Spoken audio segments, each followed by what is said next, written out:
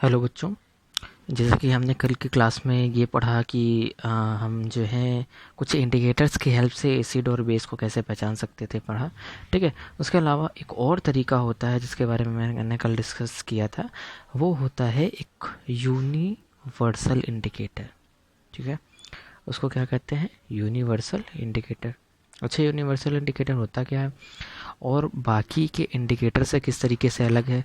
तो ये universal indicator कुछ ऐसा होता है कि ये सिर्फ आपको ये नहीं बताता है कि जो आपके पास सोल्यूशन है वो एसिड है या बेस है। ठीक है।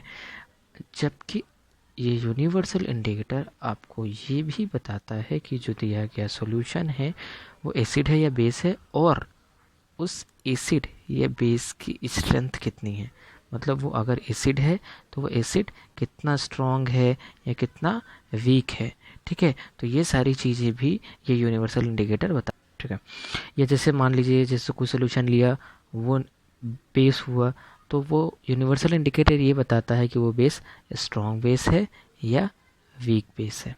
ठीक है।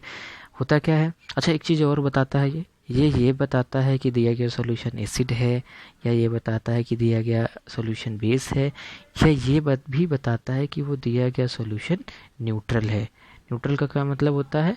मतलब जो ना एसिड हो ना ही बेस हो, वो क्या होता है? न्यूट्रल होता है। ठीक है। और इसका एग्जाम्पल क्या होता है? इसका एग्जाम्पल होता है पीएच पेपर। ठीक है। पीएच पेपर का मतलब होता है, पी मीन्स होता है पोटेंस। पोटेंस। ठीक है। ये पोटेंस जो है ये एक जर्मन वर्ड है। ठीक है। एक जर्मन वर्ड है। इस पोटेंस का मतलब होता है स्ट्रेंथ।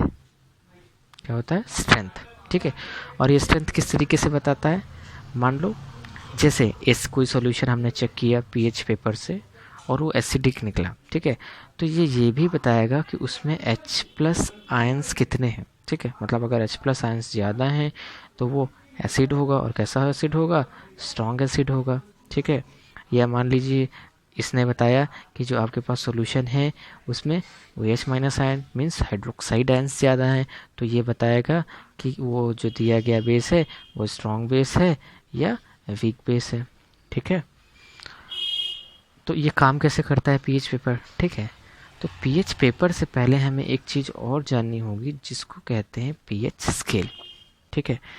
ये पीएच स्केल जो होती है इसको 1909 में एक साइंटिस्ट थे सोरेनसन। ठीक है। उन्होंने इसको डेवलप किया, इंट्रोड्यूस किया। ठीक है। अच्छा, ये स्केल होती क्या है? हम पहले स्केल के बारे में जान लेते हैं। ठीक है। फिर हम पीएच पेपर के बारे में जानेंगे। ठीक है। उस स्केच के लिए मैंने एक स्केल को पहले से ड्रॉ करके रखा है जो मैं आपको दिखाना चाह रहा हूँ। ठीक है। तो आप इस स्केल को देखिए। ठीक है। ये वो स्केल है पीएच स्केल। ठीक है। तो मैं आपको इसको दिखाता हूँ। देखिए बच्चों, ये है वो स्केल, इसको पीएच स्केल कहते हैं। इसमें होता क्या है बेटा? ये स्केल ऐसी होती है, इसमें 0 से लेकर के 14 तक के कॉलम होते हैं। ठीक है। जैसे 0 1 2 3 4 5 6 7 8 9 10 11 12 13 14। ठीक है। 14 तक कॉलम होते हैं। ठीक है। और इसमें जो इसका मिड पार्ट होता है, जैसे ये नंबर 7 है। ठीक है। ये शो करता है सॉल्यूशन की न्यूट्रलिटी को। मतलब अगर किसी भी सॉल्यूशन की पीएच वैल्यू 7 है तो इसका मतलब ये होगा कि वो जो सॉल्यूशन है हमारा वो न्यूट्रल है। ठीक है। और जैसे कि यहाँ पर लिखा है these pH values are for acids, मतलब 0 से लेकर के 6 तक। ठीक है। या 6 के आगे तक भी, एग्जैक्ट 7 नहीं होना चाहिए। 0 से लेकर के 6.9 तक अगर किसी भी सॉल्यूशन की पीएच वैल्यू आती है इस बीच में, किस बीच में? 0 से लेकर के 6 या 6.5 6.9 तक, तो वो होगा, वो सॉल्यूशन होगा एसिडिक। ठीक है। अगर किसी भी सॉल्यूशन की पीएच वैल्यू 7 आती है तो वो होगा न्यूट्रल। ठीक है। और अगर किसी भी सॉल्यूशन की पीएच वैल्यू 8 आती है या 8 से ज़्यादा आती है, 8 9 10, मतलब ये बोल सकते हैं कि 7 के बाद से लेकर के 14 तक अगर किसी भी सॉल्यूशन की पीएच वैल्यू आती है तो वो होगा बेस। ठीक है। तो ये तो एक डिफरेंस हो गया कि कब वो एसिड होगा कब बेस होगा। ठीक है। कि कब किसकी, जैसे किसी की पीएच वैल्यू 1 से 6 के बीच है तो वो एसिड होगा, या किसी की पीएच वैल्यू 8 से 14 के बीच में है तो वो बेस होगा, या किसी की पीएच वैल्यू 7 है तो वो न्यूट्रल होगा। ठीक है। लेकिन इसका भी कई क्राइटेरिया बनाया गया वो ऐसे बनाया गया, जैसे अभी हमने इससे पहले आपको बताया था कि ये यूनिवर्सल इंडिकेटर होता है और इसकी खासियत ये होती है कि ये स्ट्रेंथ भी बताता है, ठीक है। तो अगर किसी भी सॉल्यूशन का पीएच वैल्यू 0 से लेकर के 3 या 3.5 तक आती है, ठीक है, तो वो होती है स्ट्रॉन्ग एसिड, ठीक है। और जिसकी पीएच वैल्यू 3.5 से लेकर के 6.5 तक जाती है या 6.9 तक जाती है, तो वो होता है वीक एसिड, ठीक है। इसी तरीके से वीक बेस और स्ट्रॉन्ग बेस होते हैं, जैसे कि 7 के बाद से लेकर के 10.5 तक अगर किसी की भी पीएच वैल्यू आती है तो वो होंगे वीक बेस या वीक बेसिस होंगे, ठीक है। और अगर किसी की पीएच वैल्यू 10.5 से लेकर के 14 तक जाती है तो वो होंगे स्ट्रॉन्ग बेस, ठीक है। जैसे ये पीएच स्केल बनी है, ठीक है, तो जो एग्जैक्ट नंबर 7 पे आएगा, मतलब जिस किसी भी सॉल्यूशन का पीएच वैल्यू 7 आएगी वो हो जाएगा न्यूट्रल, ठीक है। और 7 से पहले के एसिडिक और 7 के बाद के बेसिक, ठीक है। अच्छा एक चीज़ और, जैसे ये 7 पे न्यूट्रल होता है, ठीक है।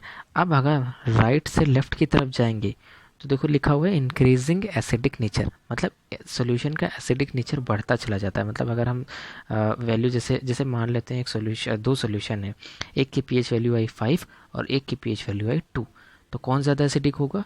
नंबर 2 वाला ज़्यादा एसिडिक होगा और नंबर 5 वाला एसिडिक तो होगा लेकिन 2 के कंपैरिजन में कम। क्यों? क्योंकि मैंने देखो यहाँ लिखा हुआ है रो बना करके इंक्रीजिंग एसिडिक नेचर। अगर हम राइट से लेफ्ट की तरफ चलेंगे तो एसिडिक नेचर बढ़ता चला जाएगा। मतलब जितनी कम वैल्यू सोल्यूशन उतना ज़्यादा एसिडिक और जितनी ज़्यादा वैल्यू सोल्यूशन उतना ज़्यादा बेसिक, ठीक है। ऐसा क्यों होता है?